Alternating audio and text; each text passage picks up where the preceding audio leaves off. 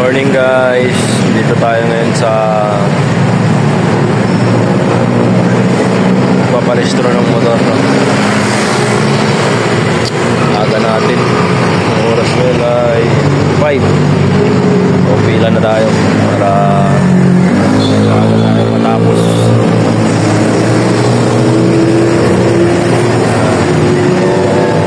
Mga bang magkano ang babayaran natin, paso ng 5 years yung motor na ipaparestro natin guys. Tingnan natin mamaya kung magkano abutin ng restro.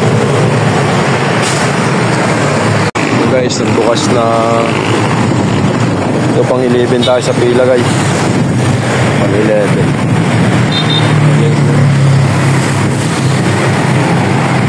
Pang 11 tayo sa pila guys.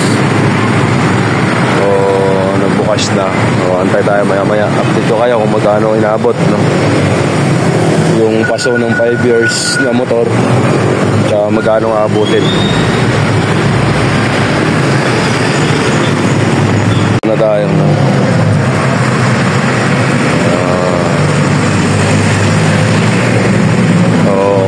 Sunod na tayo dun guys. Kailangan nyo, pag dito kayo nagparestro, kailangan nyo pumila ng maaga kasi may cut off. Pag hindi ka nakapila kanina, wala na. So bumalik lang tayo para pumila ulit.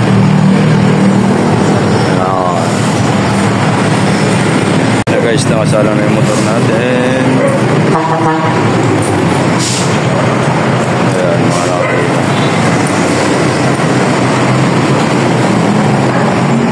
Guys, nakasala na yung motor natin.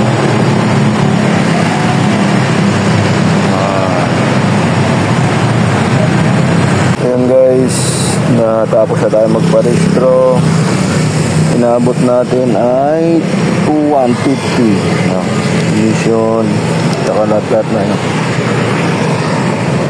Inabot tayo ng 2,150. So okay na guys, maraming salamat sa panonood. Mga walang idea, so 5 years paso yung ating motor. So ayan, inabot ng 2,150. Binayaran natin sa 5 years na paso kasama restro. Yun na yun. Okay na, so antay na tayo ng 5 days bago natin makuha yung restro. So